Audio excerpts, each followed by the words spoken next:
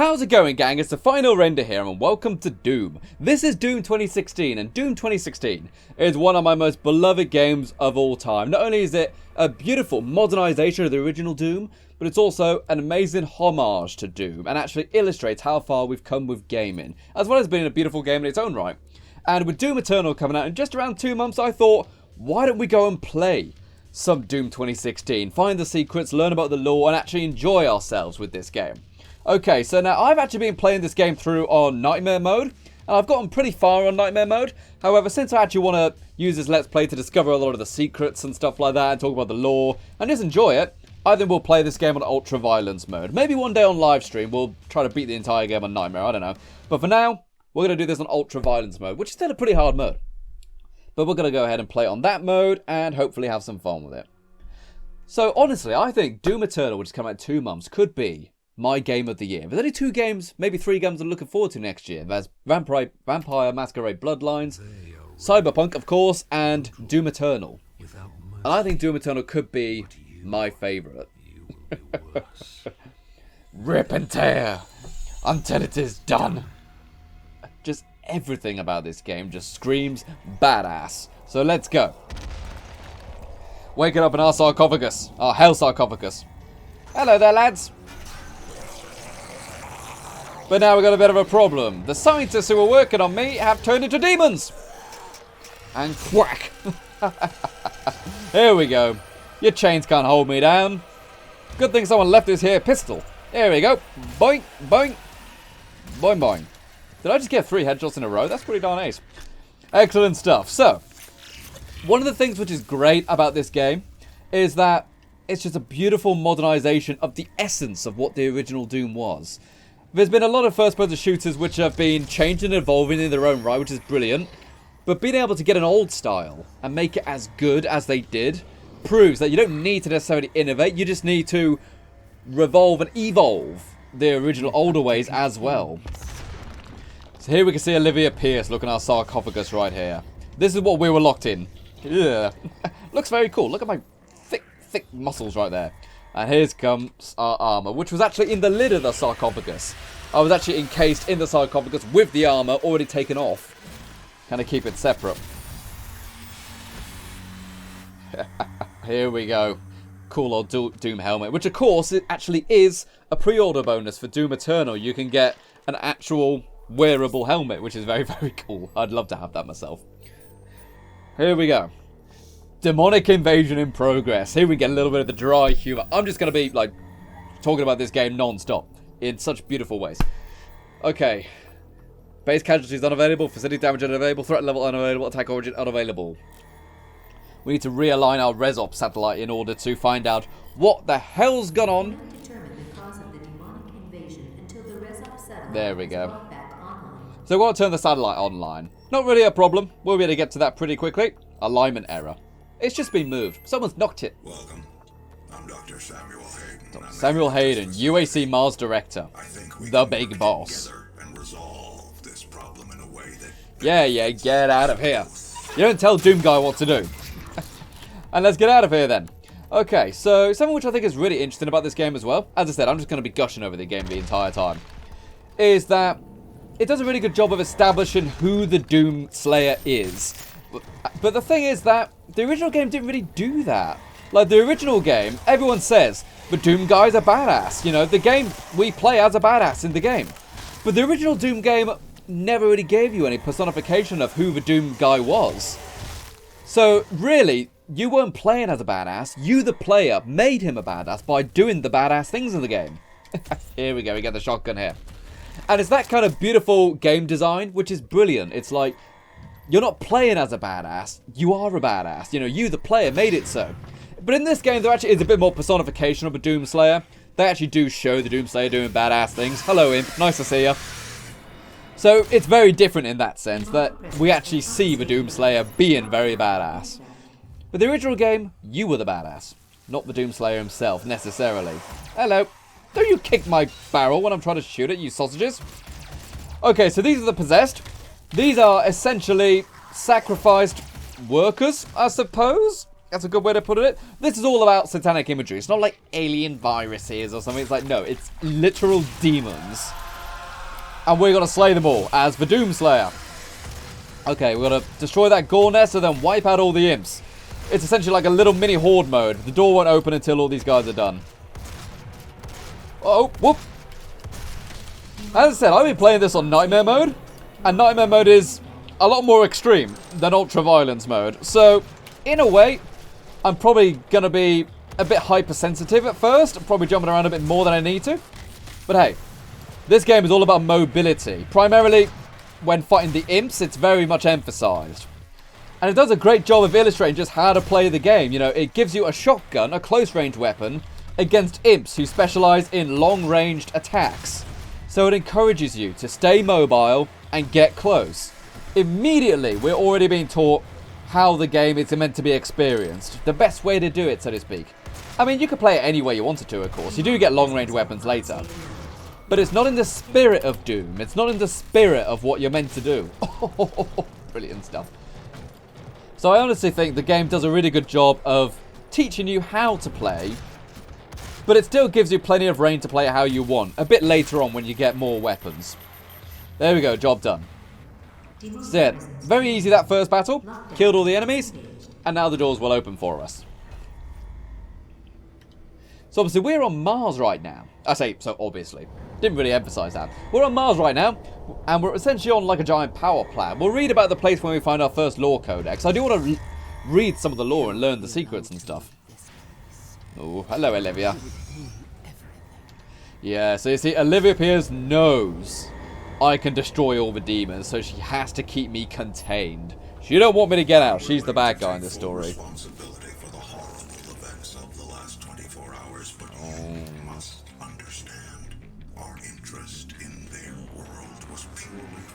You can't just go messing with demons, Dr. Samuel Hayden. You can't do it. But it was worth the risk. Boom! Get out of here, Samuel Hayden. You don't know what you're talking about. You don't mess with demons. Doo-doo. Boom! There we go. And of course, this game is well noted for having one of the best soundtracks in recent times. It was actually made by an Aussie composer called Mick Gordon. In fact, fun thing about Mick Gordon, you know, who composed this game, before this he actually had Nickelodeon contracts, so he would do the soundtracks for like the SpongeBob SquarePants games or the Jimmy Neutron games, etc. But then he eventually landed the Doom gig, which is pretty awesome. Here we go, got a codex right there. Environments, the UAC. We are going to learn some little bits of the codex and stuff like that. Maybe not everything, but a lot of things. So, despite the discovery of liquid water on Mars in the early 21st century, the colonization of Mars had little appeal beyond exploration for the next century. With the discovery of the Argent Fracture, a trans-dimensional stream of unrefined Argent plasma in 2095, settling and mining Mars became both a practical and essential to meet the vast energy demands of Earth. However, the need for atmospheric conversion and terraforming of the Red Planet was a task that seemed insurmountable to all but one corporation, the UAC. Through their diligent dedication to technological advancement and forward thinking, an outpost was established in MTC 2096 to extract Argent plasma from the fracture. When this plasma is subjected to the UAC's harmonic transference pattern, Argent energy is produced. This remarkable venture eventually bore fruit, as Argent energy became the primary source of power for all of Earth. New visitors to the UAC facility may take for granted the rich atmosphere while on the surface, but it should be remembered that just a few short decades ago, Mars was an inhospitable desert that could support no life. Unauthorized exploration into the exclusion zones outside the base are not allowed under any circumstances, except highly volatile experiments and artifacts are frequently researched at a safe distance away from the base, and your safety in these areas cannot be guaranteed. Okay, so, as I said, essentially, giant power plant. I just got to sort out this wire that's hanging out here. It's blocking the text throughout that entire thing. Sorry about that. But yeah, so Argent energy is essentially hell energy. There is a portal to hell on Mars, and all this energy coming out leads straight back to hell. And we decided to mess with it. Bad idea. But here we get kind of our first overlook of our first major battle of the game. That first one was a bit of a gimmick. But if you actually look to where we first started, there is a mode in this game called Ultra Violence mode. And that Ultra Violence mode is that if you die, you start at the very start of the game again. Right up there. So if you die, even on the last boss, you'll start up there again. So let's get ready to go. So first major battle of the game. Let's go. Yeet! Here we go. Probably shouldn't be using a shotgun on the possessed. We don't have much ammo right now. But we're going to have some fun with it. And new bad guys as well.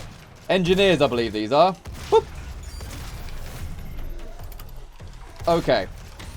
So the possessed soldiers are a little bit different to the imps. Because the imps are literal demons from hell. You know, they came from hell. That's where they're from. But the possessed soldiers are a bit more like the regular possessed. They kind of like sacrifice humans. And they've actually got these guns, which is literally a part of their body. They're not just carrying a gun. They literally have it infused onto their arm. So they can do nothing but fight. But also, something which is really good about this game is, of course, the glory kill system. And the glory kill system, whenever the demons turn orange or blue, then you can go and perform a glory kill on them. As we can see... Not now, but okay, I was hoping we'd get a glory kill there. But it's a way to give you your health back. If you essentially kill them with a melee, then you'll get some health back. So it also encourages you, like that, to go in close, get the kill, and be aggressive as well. Because in some places, glory kills is the only way you can actually get new health. And it's a really good system, and later on we get a tool which allows us to get ammo as well through combat, which is a really interesting concept. And in Doom Eternal, as I said, that I've already played, I played it for about 2 hours. It's pretty amazing, actually, that I've played it for so long. But we're actually able to have a way to get armor as well through combat, which is really awesome. There we go. It's a good thing he hurt himself. Needed the health right there. And of course, the animations are insanely brutal. Did I mention this game was violent? I don't think I did. Yeah, it's violent. There you go. Checkpoint reached. Let's get out of here. And we need to get through this door, which has a blue key card. Not a worry, because if we actually look in there, we can see there is a guy in there with a blue key card on him. See, that's a great way the game is kind of illustrating how the key card system works. You know, you immediately get a door, and then you see just around the corner there is a dude with a key card. It's the only thing you can see as well. You know, that tiny slot, that's the only dude you can see in there. So it's a really good way to just illustrate how the system works in very simple ways. You don't need Captain Price yelling at you saying, "Go find me a blue key card." Flashbang through the door. There we go, got the key card there. And same again, learning about secrets. The way to get out is up through here. Very simple secret, but if it give me that one, get one of these cool little Doom guys. But of course, we could just go back the way we came, you know, like that. But the player's eye naturally goes to that area after you pick up the key card. So it's a way for the game to teach us that be on the lookout for secrets. They're about. There you go, get some more ammo right there. And also the grenades. Great thing with the grenades, by the way. The grenades are on cooldowns rather than just finding grenades. Very bizarre thing, right? But everything about this game is about making the player feel powerful. So you don't want to have them scavenging around looking for resources too much. Only when they really need it. So grenades are on a cooldown. And also just means you'll always have a way to get out of a tough situation as well, I suppose. You know, because just wait a little bit of time and you'll eventually get a grenade. Most players tend to forget about the grenades, if I'm honest. Okay. Shouldn't really be using the shotgun on these guys. The pistol has unlimited ammo, whereas the shotgun does have limited ammo. And also just little things like no reloading. Alien concept to many gamers of a certain age. But the original Doom didn't have reloading. And I think, I'm not certain if it was by design, if they just didn't want reloading, or if it was a technical limitation at the time. But I do think that was the main reason, that it was a technical limitation. And also the thing about the original Doom as well, but not just Doom, but also Wolfenstein 3D, which is also made by id Software, and then later Quake, Doom actually paved the way for 3D gaming. I mean, the first kind of 3D game, quote, was Wolfenstein, and then it was Doom. But neither of those games were actually 3D. They were 2D scroller games with an optical illusion to look like 3D. It was extremely clever stuff, and then later on id Software were able to work out actual 3D for Quake. In fact, I'm willing to argue Quake has probably done more for modern first-person shooter gaming than Doom did? Question mark? Interesting debate, really. But in the grand scheme of things, I think Doom is the one which is more credited for 3D stuff. As I said, even though Doom wasn't 3D, whereas Quake was. Okay, here we go. So here we got our first weapon upgrade. This is... Oh, actually, let's kill this demon first before we start talking about this dude. So yeah, this is our first weapon upgrade. Now, this is one of the beautiful ways to modernize the game. They know gamers are used to like finding upgrades for weapons and stuff like that. So you can incrementally find new weapon mods and stuff to enhance the gameplay. So what do I want? Do I want the ability to shoot 3 shots very quickly? Or do I want to have bullets that explode? Do I want to get an explosive launcher on here? Pretty obvious, right? Why would you ever go for the charged shot over explosive bullets? Well, I mean, there's a couple of reasons, actually. Some of the really big enemies, they actually do have quite a big health pool. So when you play on the really hard difficulties, having a little bit more speed on those shotgun shots might actually be more useful than grenades. But personally, I think the utility of being able to kill multiple enemies and stuff is much more beneficial. Okay, so we've got another codex here. We've got another thing on the UAC. New advocates, welcome to the UAC. This guidebook will serve as your personal guide to fitting into the Argent facility on Mars. Your devotion to the UAC's mission is the foundation of which we achieve the establishment of a new paradigm to move humanity forward into the future. Tier 1 advocates may take some time to adjust to life on Mars, but with faith and dedication, you can look forward to a long and fruitful career as you work towards full induction. Your transition to Tier 2 status will be judged upon your actions. Make a good impression, new advocate. This guide will update automatically when you access new areas of the facility, except for helpful hints in the UAC are live, and we say here on Mars, powerful from the people. Okay. So, the interesting thing about the people of the UAC is that they're kind of being indoctrinated. It's kind of like a satanic cult in a way, where you are actively encouraged on like a corporate level to actually engage in satanic belief. It's very interesting. The fact that the line said, you know, through devotion and faith, it means that quite literally. You know, show support to the things that we are doing here, and everything will be great. Okay, so we're going to actually carry on the rest of the level for now. I don't think there's any more codexes for now.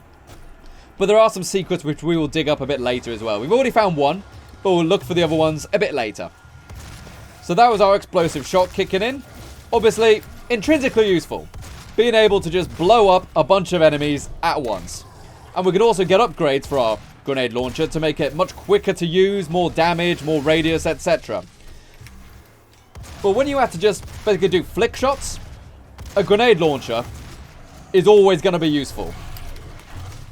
Like that right there. Hit him with one shot, get the glory kill, I've got life. And of course also, if you hit him with the explosive, that's only one bullet you're likely to use. Whereas for the shotgun, despite how powerful the shotgun is, still may take several bullets. The grenade actually does take a round of ammo out of you, unfortunately. There we go. Hit him right there. Is that the last imp up there? Just missed him. Yeah, that was the last imp up there. Okay, quickly grab some health. And oh no, my health's good. Okay. So let's go ahead and do a little bit of exploring. I believe there's some ammo and armor over here. There we go. Yeah, go ahead and get 6 bits of armor. You really don't get much armor in this game. Armor is really just a little bit of a cushion to protect you. It's not really a replacement for health, if that makes sense. Armor really does not last long. There we go, another checkpoint. Hello, mate. Boom. And also, I don't actually know how substantial things like headshots and stuff are in this game. I presume headshots and stuff do more damage, but I'm not certain of that. I've never really looked into it. But generally speaking, you just want to get the demon dead. It doesn't really matter how you kill him after all. Hello, mate. So you see on Nightmare difficulty, having that grenade is a game changer. You know, that first 2 battles or so you do without the grenade launcher is awful on Nightmare mode. But then as soon as you get the grenade launcher, everything's much more useful. Let's throw a grenade at those guys, actually. Why not? We got them. Let's use them. Really wide radiuses as well, the grenades. Really wide. Don't you run away from me. Oh, I still got him. Never mind. Okay.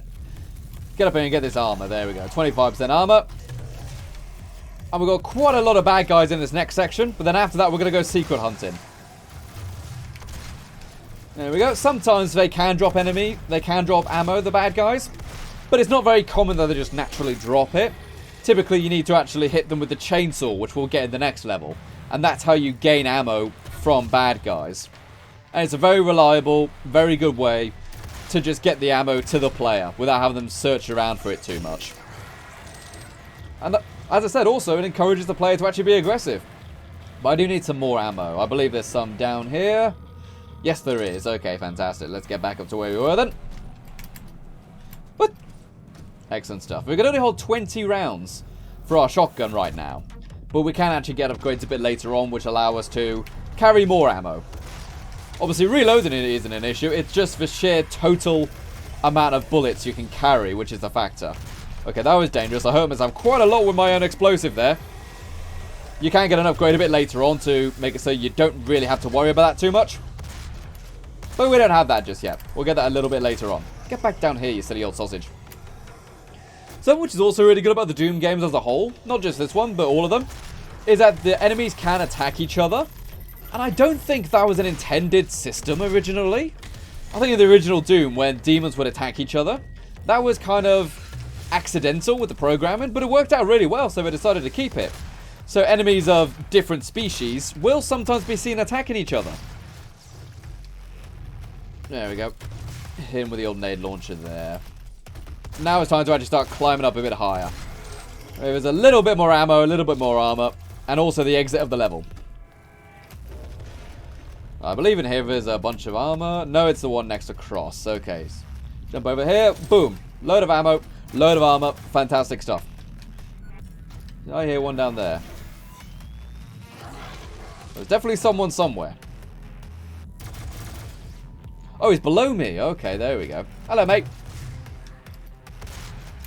And finish him off with a glory kill. Boom. Is that everyone? That appears to be everyone. Okay, so that's pretty darn good then. So now we've got that, all we need to do to finish the level is go through those doors over there, and job's a fish. But we do have some more stuff to do. You can pull up and look at your map, and you can actually find there's a bunch more secrets and stuff like that to do. We've got to find some elite guard, and also some regular secrets as well. Okay, so let's get going then. So in order to do this, we're going to go and look at the locations. My plan for this little Let's Play is that I will find the secrets on a different save game, and then actually go and show you how to get to them. So our next one is another little Doom guy over there. And there's a few ways to get there. You can just jump across that cavern if you want to. Bit risky though. But you can just go back the way you came, which is up here. And then I believe it's through this tunnel over here. Yeah, there you go. You can go and grab that dude. And you really want to find all of the secrets in this game. Because as it says down there, finding secrets gets you weapon upgrade points that we can use like right now. We can actually get speedy recovery, which reduces the recharge time between shots, or instant load, or bigger boom. I'm going to go with instant load. Actually makes it so that we don't have to manually kind of reload a grenade into this. We can just hit the right button, and there's already a grenade waiting for us, which is brilliant. So that's one secret there. And next we actually need to head quite far back into the level in order to find the next one. I believe it's just beyond this little drone over here. So what we're going to do is jump down right here. So if we look in there, we can see this big old lever in front of us. Now these are very hard to find because they're just naturally part of the environment. But if you pull these levers, taking all of the Doomslayer's strength, which is pretty incredible because he's super strong, we get a little guitar lick, and that opens up a secret level for us to discover from the original Doom, which is right here.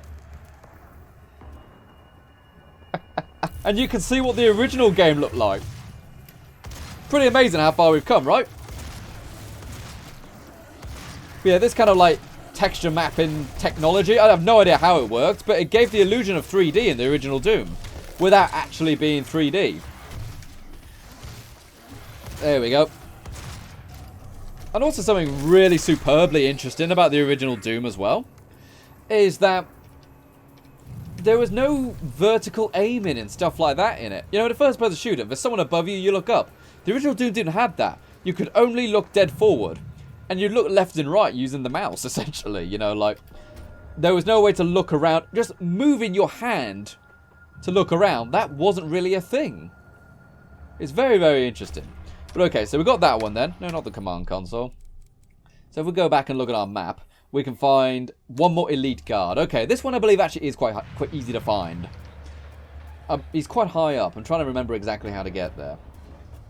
Oh yes, I think I remember how to get there now. Yeah. Then we can go up here. There's normally a few ways to traverse each level, but we're going to go this way. Or is it over there? It might be over there, actually, now I think about it. I'll double check over this way. But yeah, the elite guards are a really important thing to find as well, because they give you a different kind of upgrade. Not weapon upgrades, they give you armor upgrades, essentially. Yes, he's up there. I'm glad I went back. So you get different kinds of upgrades for different things. You know, finding secrets will get you the weapon upgrades, completing challenges will get you weapon upgrades. But finding what are called the Praetor tokens, the armor suits, those are what you really want if you want to get some of the more utility kind of upgrades. There are things like more scanning on your radar, faster grenade cooldown time, you know, stuff like that. You find by finding these elite guards right here. And you can go down, rip it out of his chest, little like memory card of some kind, and we can upgrade our suit. Now, what I think would be the best thing for this playthrough is that we're actually going to go and get some of the stuff for actually finding the secrets. Because as I said, I would like to try to find them. And we need to use an automap station before we can upgrade those. So I'm going to hold on to it for now. And then we'll probably use it when we look at this map, which is right over here. This is an automap station. You find this, use it, it reveals the entire map to you. Fantastic stuff. So we could have actually got the whole map a little earlier if we came this way. But now we can get area scanning technology. Item awareness will appear on the map sooner with a wider radius. And then later on you can get options which will make it so that you can just get secrets revealed to you, essentially. Fantastic stuff. But every time you get an upgrade of any kind, weapon upgrade, predator suit upgrade, it takes more. Very simple progression system. More expensive an item, or the more items you have, the more tokens you need to actually upgrade it. Pretty simple stuff, right? Okay, but now that that's done, it's time to actually go back. And also something I haven't really mentioned throughout this entire little video so far is just how beautiful the game is. How smoothly it runs. How fantastic the animations are. The texture work. All of that stuff. id Software are technical geniuses. They pride themselves on tech. And it's what makes this game such a blessing to play. Because everything just runs super smooth, without a hitch, and it's absolutely brilliant. Now, in most cases, if a gamer enjoys playing a game, they will ignore glitches and bugs and lower frame rate and stuff like that. But when it obviously does go right, it's much more easy to enjoy the product as a whole, isn't it? It's like chewing your food. You know, you could swallow it whole, or you could chew your food. If it's easier to enjoy, you'll do more of it. That's why I eat lots of sandwiches. Okay, maybe I'm just hungry. Welcome to Hello there, mate. Now 221 accident-free days. 220... I don't think you've looked outside, Mr. Hologram. Okay, but now it's time to hit this button and complete the level. There we go. Rip and tear, the first level complete. All secrets found. Great stuff, gang. So thank you very much for watching this first video. And I'm actually going to start recording the second episode now, which is actually a bit of a bigger level. And we'll have a lot of fun with it. So thank you very much for watching. I've been the Final Render, and you've been the audience. Remember to subscribe if you're hyped for Doom Eternal, or hit like if you're just okay with it. And I can't wait to see you guys in the next video. Bye-bye, gang. Bye-bye.